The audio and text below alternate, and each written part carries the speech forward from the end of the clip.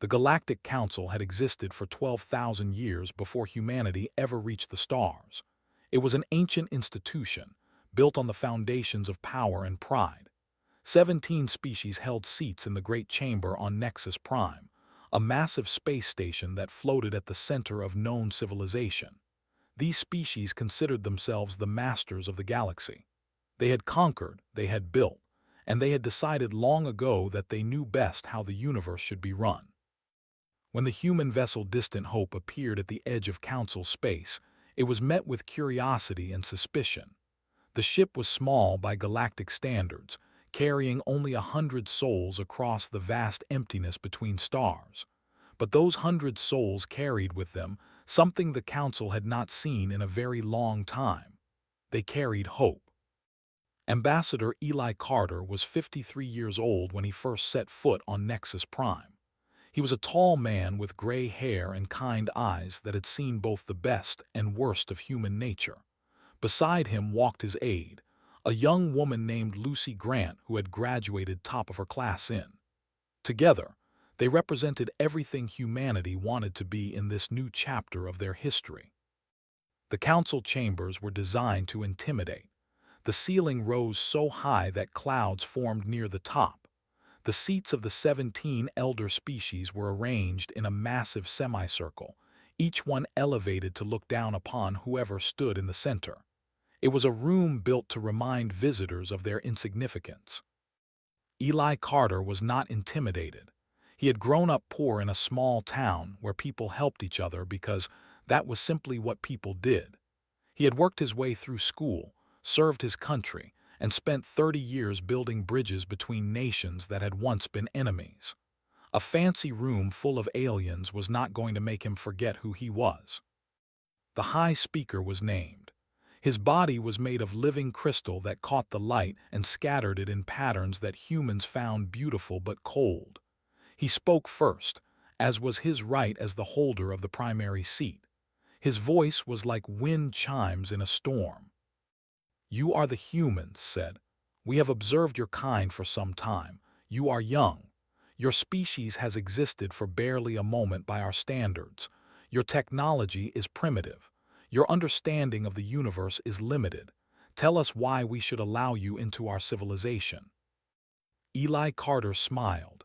It was a warm smile, the kind that made strangers feel like old friends. Many of the council members did not understand smiles. They would learn. "High Speaker," Eli began, "we come to you not as conquerors or competitors. We come as neighbors who wish to introduce themselves. Humanity has made many mistakes in its history. We have fought wars. We have caused suffering. But we have also learned from these mistakes. We have learned that cooperation is stronger than conflict. We have learned that helping others lifts everyone higher.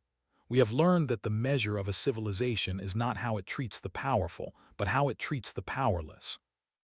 He paused, looking around at the faces of beings so different from himself. Some had scales. Some had shells. Some were made of light and crystal and things he could not name. But Eli Carter believed with all his heart that somewhere inside each of them was something that could recognize the truth when it heard it. "We offer friendship," he continued. "We offer partnership. We offer the promise that whenever you need help, humans will answer the call. This is not a transaction. We do not expect anything in return. This is simply who we are." The chamber filled with sounds that the translation software identified as laughter. The beings whose bodies clicked and buzzed when they communicated made noises of mockery. The massive reptilian warriors who respected only strength rumbled with what might have been amusement. Only a few species remained silent, watching the human ambassador with expressions that were difficult to read. Raised a crystalline hand for silence. "Your words are pleasant, human, but words are easy. Actions are what matter. The Council has decided to grant your species provisional membership. You will be given territory on the outer rim far from the core worlds. You will be subject to trade restrictions until you have proven your worth. You will not speak in council sessions unless directly addressed. These are the terms. Do you accept?" Lucy Grant leaned close to Eli and whispered, "They're treating us like children. Like we're not even worth taking seriously. Eli nodded slightly but kept his smile in place. Yes, they are, and we're going to prove them wrong, not by fighting, not by complaining, by being exactly who we said we are. He turned back to the council and bowed his head in a gesture of respect. We accept your terms, High Speaker. We thank the council for this opportunity.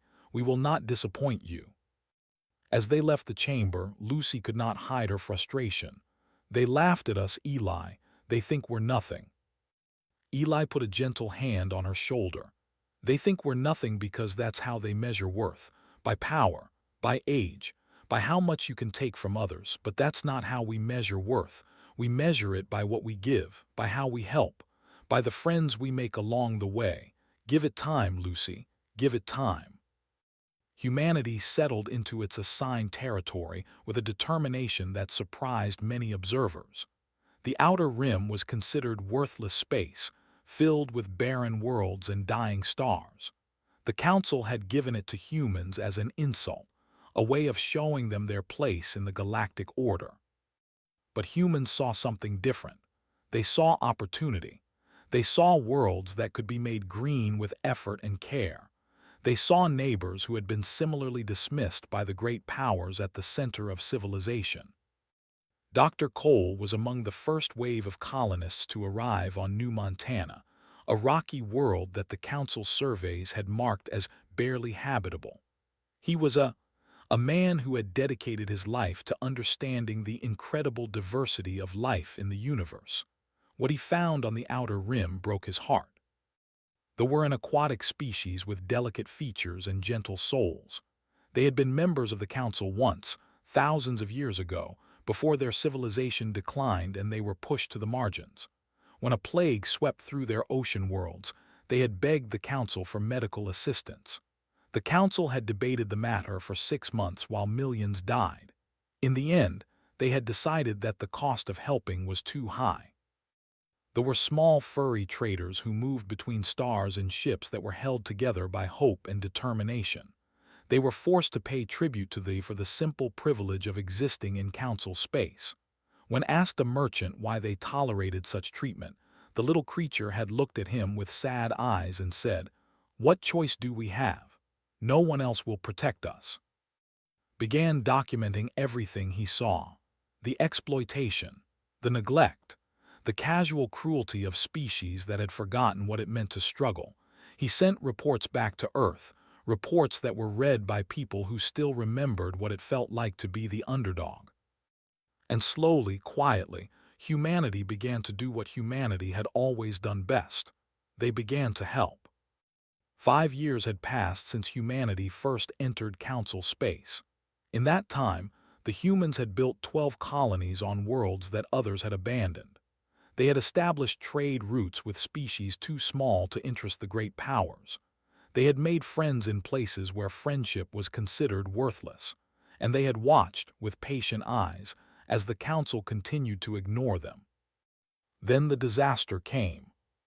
There was called a massive planet with a core of unstable metals that had given the reptilian species both their strength and their greatest weakness. For they had built their cities underground, carving vast caverns from the living rock. Their civilization was a monument to power and endurance. On the day the earthquakes began, over 2 billion lived in those underground cities. The seismic event was unlike anything in recorded history. The planet itself seemed to be tearing apart from the inside. Buildings that had stood for 10,000 years crumbled in minutes. Tunnels collapsed. Emergency systems failed. And millions found themselves trapped beneath countless tons of rubble, waiting for rescue that might never come. The council convened an emergency session.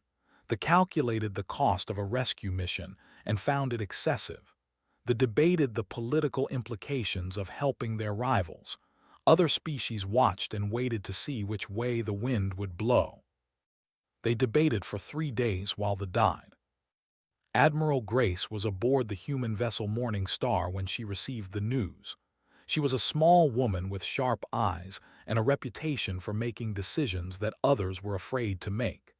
She had commanded ships in human conflicts before joining the fleet, and she understood something that the council had forgotten. She understood that sometimes you simply had to act. "Set course for," she ordered.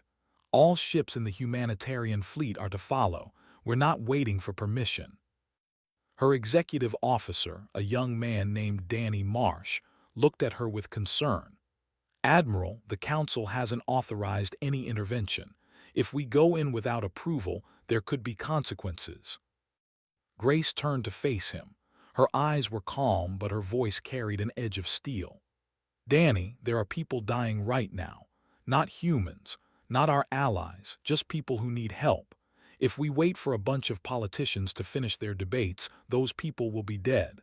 I would rather face consequences than live with the knowledge that I could have helped and chose not to." The human fleet arrived in space 47 hours later. They found a world in chaos. The skies were dark with ash and dust.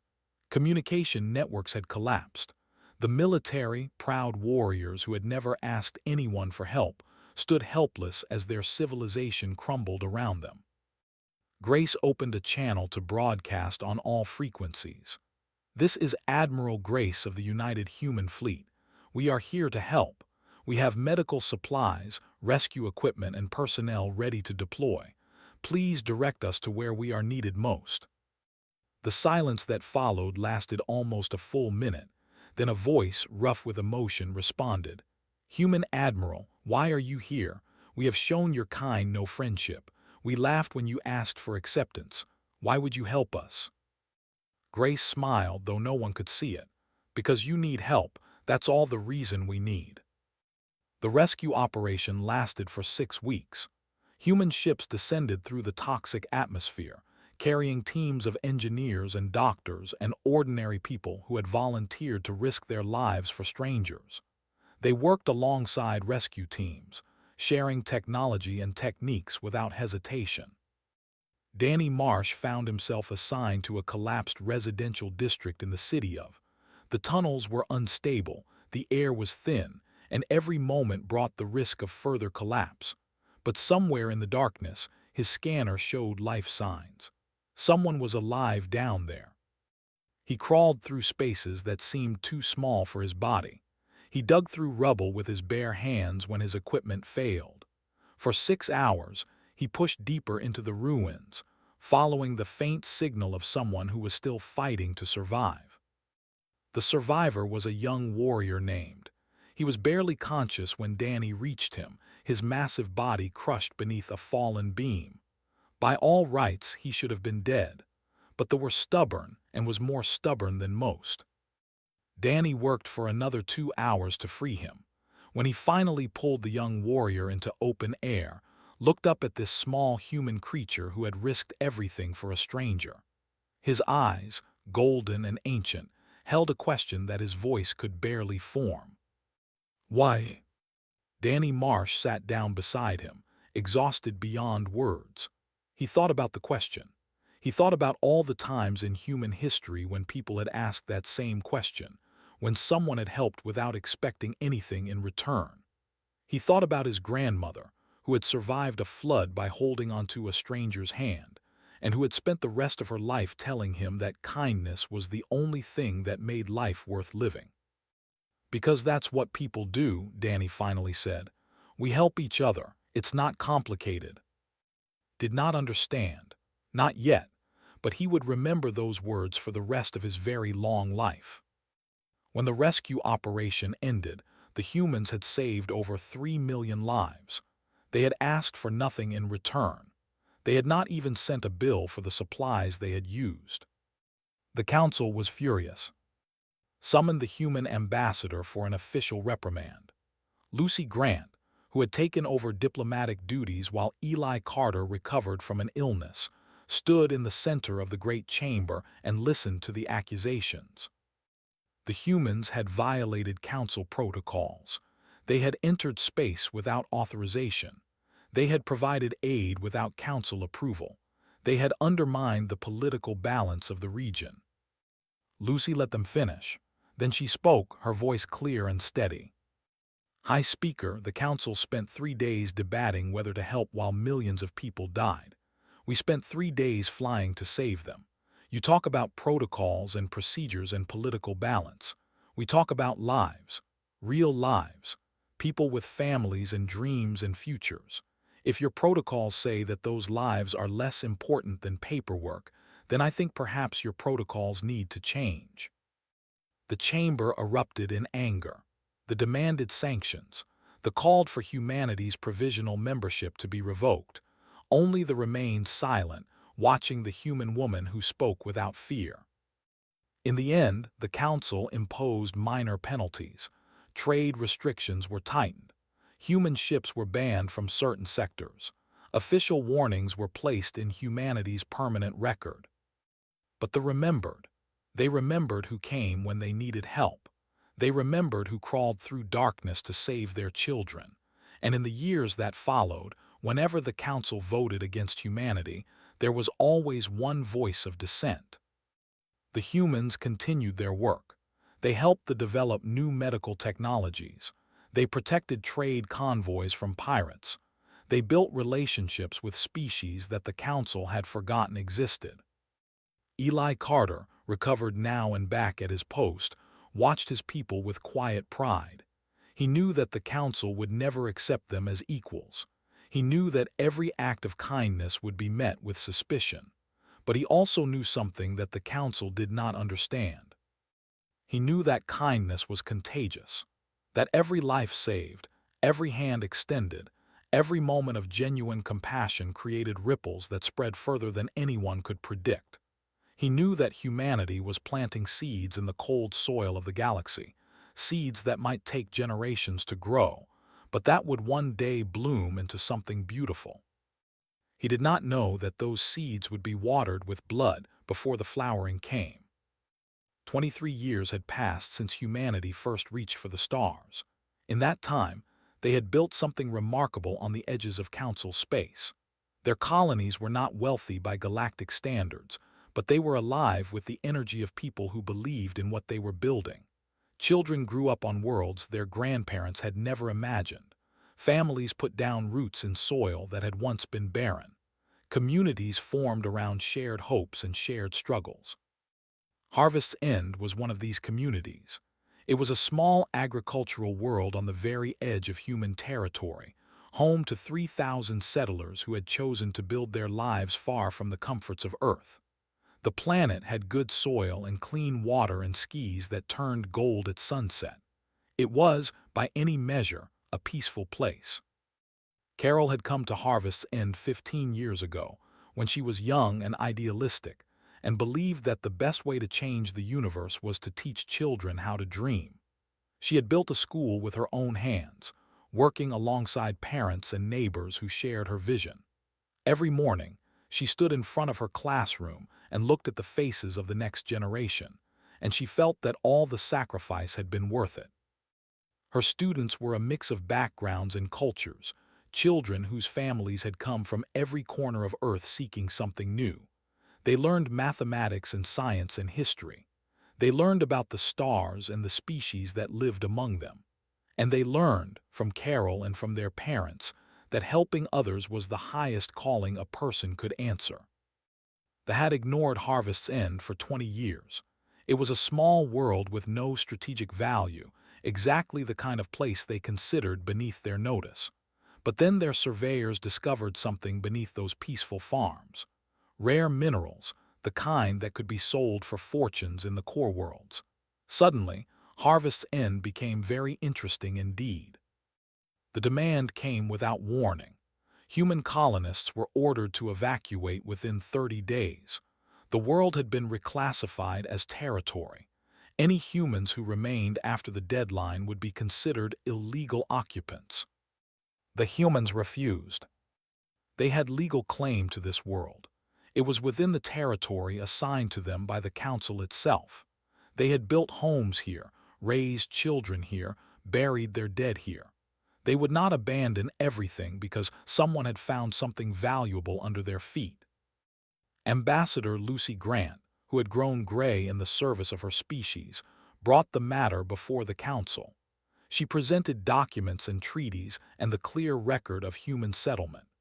She spoke of families and communities and the fundamental right of people to live on land they had cultivated with their own hands. The council voted 16-1 in favor of the claim. Only the dissented, still holding the primary seat after all these years, delivered the verdict without emotion. The matter is settled. The humans will evacuate. The council has spoken. Lucy Grant looked at the crystalline being who had dismissed her people so casually. She thought of all the years she had spent trying to build bridges, trying to prove that humanity deserved a place in the galactic community. She thought of Eli Carter, who had died 3 years ago, still believing that kindness would eventually triumph. "You are making a terrible mistake," she said quietly. "Not because of what this means for us, because of what this means for you. There will come a day when you need someone to help you, and you will look around and find that you have driven away everyone who might have answered. I hope that day comes soon enough for you to learn from it." She left the chamber and did not look back. The evacuation deadline was still 2 weeks away when the fleet arrived. 12 warships dropped out of faster-than-light travel in the skies above Harvest's End. They did not issue warnings. They did not wait for surrender. They simply began firing. Carol was teaching her morning class when the first orbital strike hit the colony's main settlement. The ground shook so violently that children fell from their seats. Through the window, Carol could see a column of fire rising where the administrative building had stood moments before. She did not panic. She had trained for emergencies, as all frontier teachers did. She gathered her students quickly, counting heads, making sure no one was left behind. The school had an emergency shelter in the basement, reinforced against exactly this kind of attack. "Everyone follow me," she said, keeping her voice calm even as more explosions shook the world. "Stay together. Hold hands if you need to. We're going to be okay." 12 children followed her down the stairs. 12 children trusted her to keep them safe. She could hear the bombs falling closer now, could feel the heat of fires spreading across the settlement. The shelter door was ahead, heavy metal that could withstand almost anything. The ceiling collapsed when she was 3 steps from safety. Carol pushed the children through the door with strength she did not know she had. She saw them tumble into the shelter, saw the last one turn to reach for her hand. Then the rubble came down, and she used her body to shield the doorway, to make sure it stayed open long enough for that heavy door to seal. The children survived, all 12 of them. They huddled in the darkness and listened to the world end above them, and they survived because a woman who loved them had given everything she had. Carol did not survive. 800 humans died in the attack on Harvest's End. Men and women and children who had done nothing wrong, who had simply wanted to build lives in peace. The survivors were rounded up by soldiers and placed in holding facilities that were designed to humiliate as much as contain. When the news reached Earth, the world went silent. There were no angry broadcasts, no calls for revenge, no declarations of war. The human government released a single statement acknowledging the loss of life and then said nothing more. Human ships across the galaxy stopped moving. Human frequencies went quiet. Even the colonies, always buzzing with activity, fell into a strange and terrible stillness. The Council interpreted this silence as defeat. They congratulated themselves on having finally taught the upstart species its place. They celebrated their acquisition of valuable territory and laughed about the foolish humans who had thought they could stand against the will of the Council. They did not understand human silence. On Earth, in chambers that had seen humanity through its darkest hours, a decision was being made. Not a decision for war, as the Council expected. Not a decision for revenge, as many humans privately wanted. Something different. Something that the species of the Council could not have predicted because they did not understand what humanity truly valued. The vote was taken in absolute silence. Every nation on Earth was represented. Every colony sent their voice. And when the count was finished, it was unanimous. Humanity would leave. Not just Harvest's End, not just Council space, everything. All the trade agreements would be terminated, all the diplomatic relationships would be severed, all the humanitarian missions would be recalled. Humanity would turn its back on the galaxy that had rejected them and find their own path among the distant stars. Ambassador Lucy Grant was given the task of delivering the message. She recorded it alone, in a small room, with nothing but her grief and her memories for company. "You taught us what you truly are," she said to the camera, to the council, to the galaxy that had never wanted them. "We came to you with open hands and you slapped them away. We came to you with friendship and you answered with contempt. We came to you with help and you responded with murder. So now we will give you what you have always wanted. We will leave you alone, completely, forever." She paused, and in that pause was the weight of 23 years of rejection. Remember this moment. Remember it when the silence becomes unbearable. Remember it when you need someone and find no one willing to answer. Remember that you chose this. You chose to drive away the only species that ever offered you kindness without expecting anything in return. Live with that choice. We will not be back to remind you. The message was loaded into a diplomatic drone and sent to Nexus Prime. When it arrived, it delivered its contents and then destroyed itself, leaving nothing behind but the echo of words that would haunt the Council for generations. In stillness, humanity left, and the galaxy they left behind would never be the same. The first sign was the silence. Human frequencies had always been noisy. Music and laughter and the constant chatter of a young species exploring the wonders of the universe. Other species had found it annoying, this endless noise that humans seemed incapable of controlling.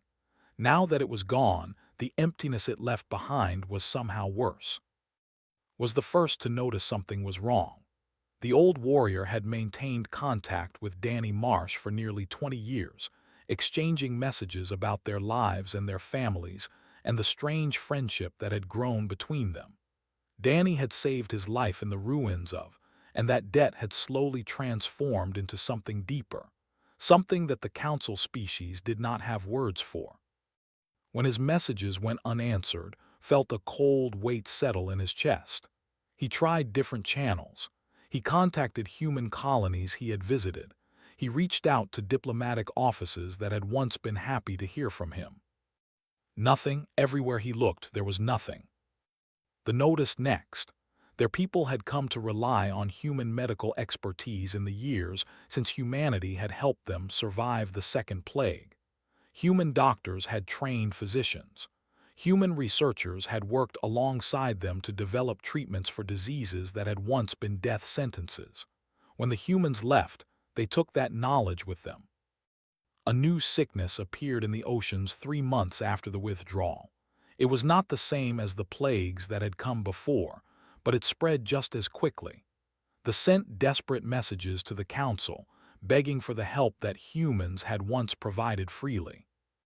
The Council debated, they calculated costs, they discussed political implications, and while they debated, they died. 40 million perished before the plague burned itself out, nearly a quarter of their remaining population.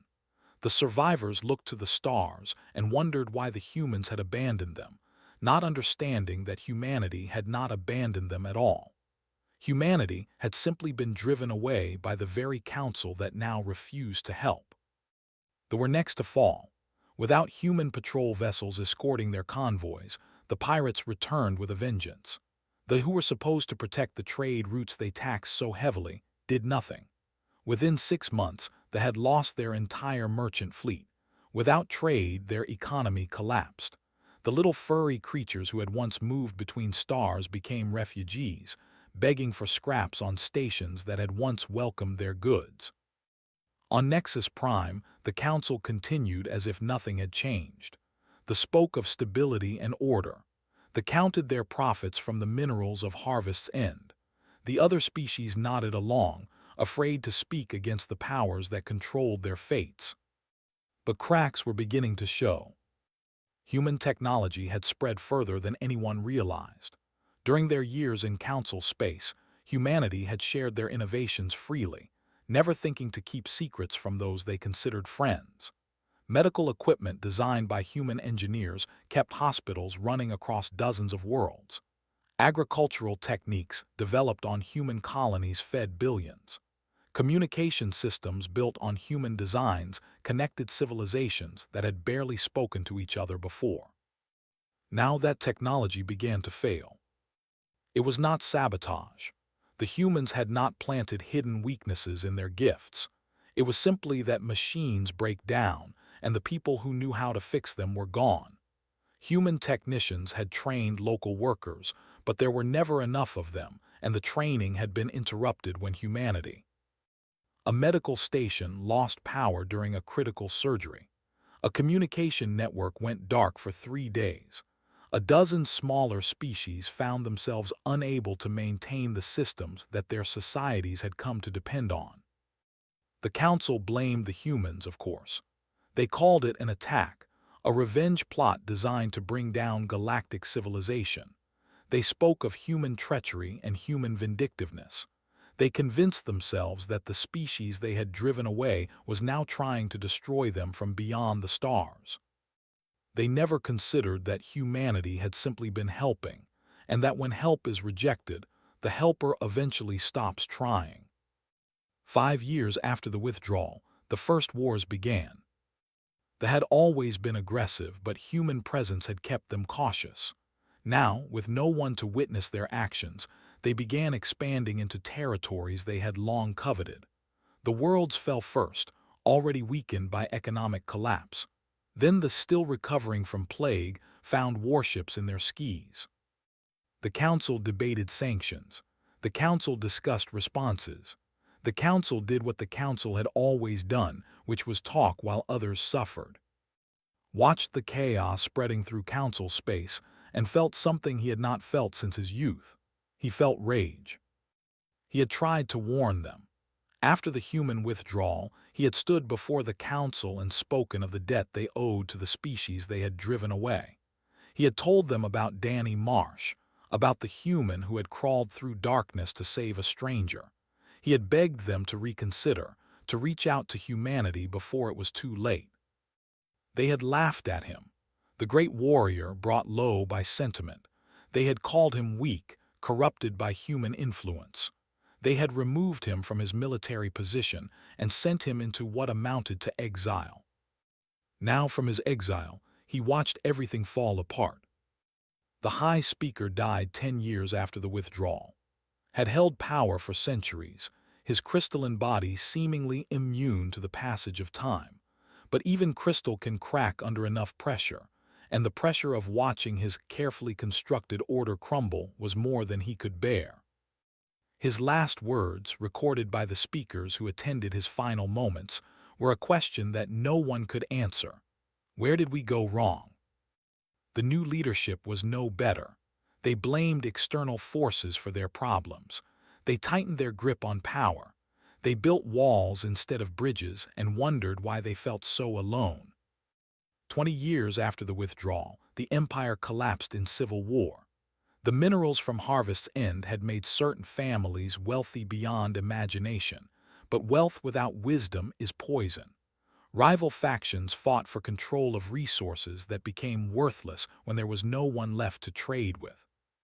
The worlds they had conquered rebelled. The slaves they had taken rose up. The structure they had built on exploitation and cruelty came tumbling down, and there was no one to catch them when they fell. 30 years after the withdrawal, received a message that changed everything. It came through channels he had thought long dead, frequencies that had been silent for decades. The voice on the other end was old and tired but instantly recognizable. "It's Danny. I don't know if this will reach you. I don't know if you're still alive, but I wanted you to know that we made it. We found new worlds far from council space. We built new homes. We're okay." The old warrior listened to the message again and again, tears streaming down his scaled face. His friend was alive. Humanity was alive. "We heard about what happened to the council," Danny's voice continued. "We heard about the wars and the plagues and the collapse, Part of me wants to say they deserved it. Part of me remembers all the times they laughed at us, all the times they told us we didn't belong. But mostly, I just feel sad. We tried so hard to show them a better way.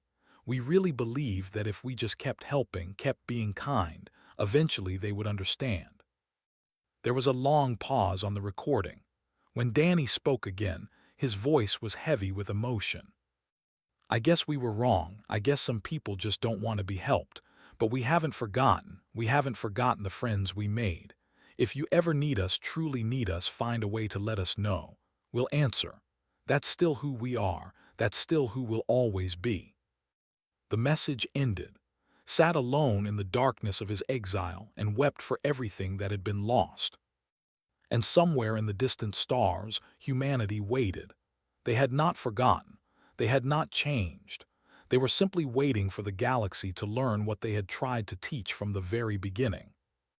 50 years had passed since humanity left Council space. Half a century of silence. Half a century of consequences. The Galactic Council still existed, but it was a hollow thing now, a shadow of the institution that had once ruled known civilization. The Great Chamber on Nexus Prime, where 17 species had once debated the fate of trillions, now held only 5 delegations. The others had collapsed or withdrawn or simply stopped answering calls. Stood at the center of that chamber, ancient and but still standing.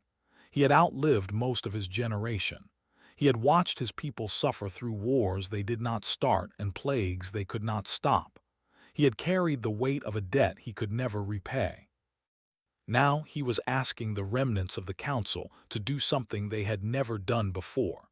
He was asking them to admit they were wrong. "We must find the humans," he said, his voice rough with age but still carrying the strength of conviction.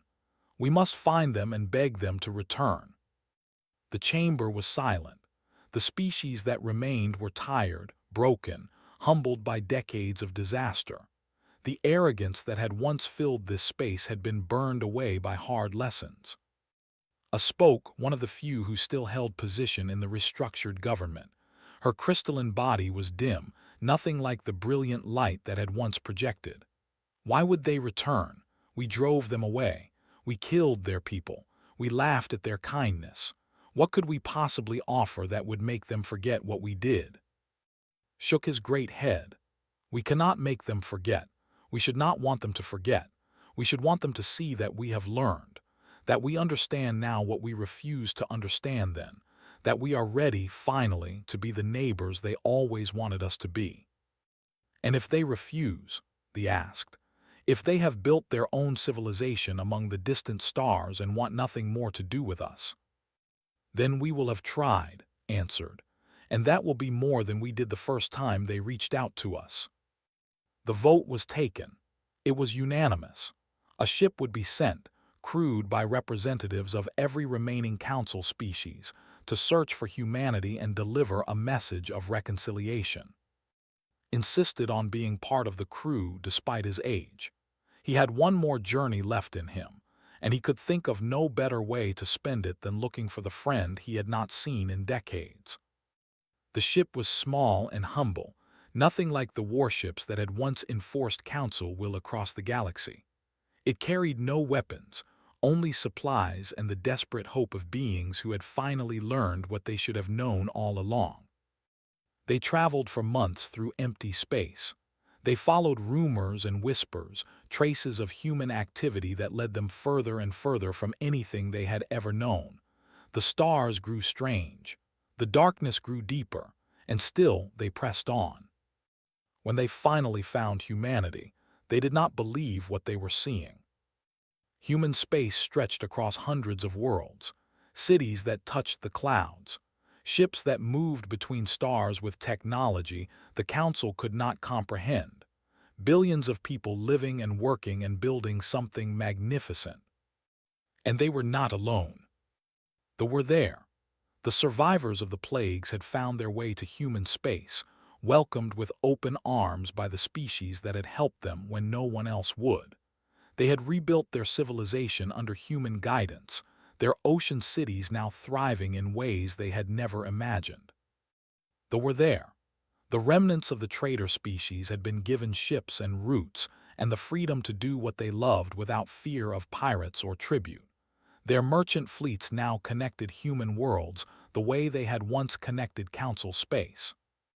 Dozens of other species had found homes among the humans, the forgotten and the dismissed, the exploited and the abandoned. All of them had been welcomed. All of them had been helped. All of them had become part of something greater than themselves. The council delegation was met by a human woman who introduced herself as Secretary Victoria.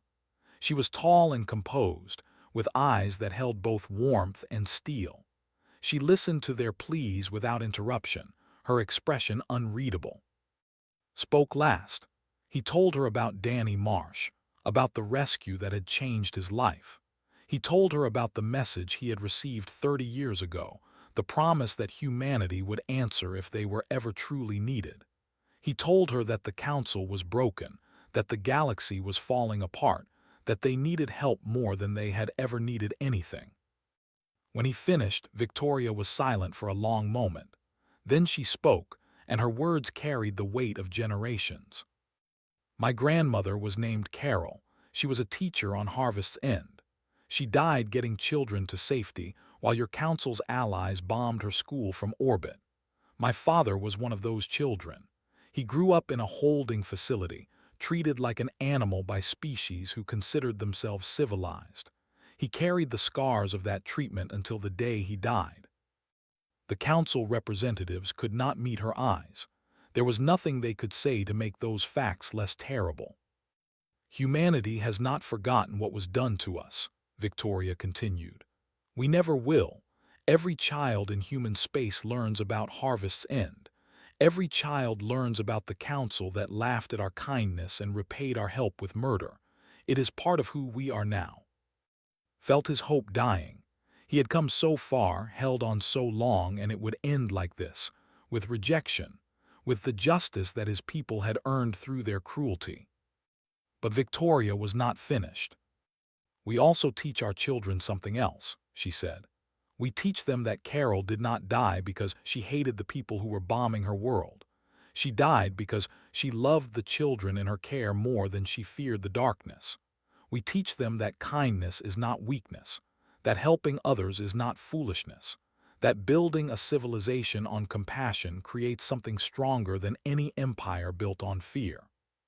She stood, and the weight of human history stood with her. You may return to your council and tell them this. We will not come back to be part of your civilization. We have built something here that is worth more than anything you could offer us. But the promise my great-grandmother made, the promise that humanity has always kept, still stands. She looked at, and for a moment her expression softened. If the day comes when you truly need help, when you face a crisis that threatens your existence, when you have no one left to turn to, send a message. We will answer. Not because you deserve it, not because we have forgotten what you did, but because that is who we are. That is who we have always been, and that is who we will always be. The council delegation returned home carrying knowledge that no technology could measure. They had seen what humanity had built without them. They had seen the thriving civilizations of species the council had abandoned. They had seen proof that there was another way, a better way, and they had chosen wrong. Lived long enough to see the message spread through what remained of council space. He lived long enough to see the first tentative changes, the first leaders who spoke of cooperation instead of domination, the first steps toward becoming something worthy of human friendship. He died peacefully, surrounded by young who had grown up hearing his stories about the small human who had crawled through darkness to save a stranger. His last words were a message for Danny Marsh, though he knew his friend had probably passed long ago. Thank you, he whispered, for teaching us what we should have known all along. In the great chamber on Nexus Prime, a memorial was erected, not to the council, not to the species that had ruled the galaxy, but to the humans who had offered friendship and been rejected. It stood as a reminder of what had been lost and what might someday, if they proved worthy, be found again. And in the distant stars, humanity continued to build. They welcomed strangers and helped those in need. They taught their children that kindness was the greatest strength. They looked toward the future with hope, knowing that they had created something that would endure long after the empires of fear had crumbled to dust. In stillness, they had left, and the silence they left behind had finally taught the galaxy what their presence never could. Some lessons can only be learned through loss. Some truths can only be understood when it is too late to change them. The Council had learned its lesson. It had understood its truth. And it would carry the weight of that understanding forever.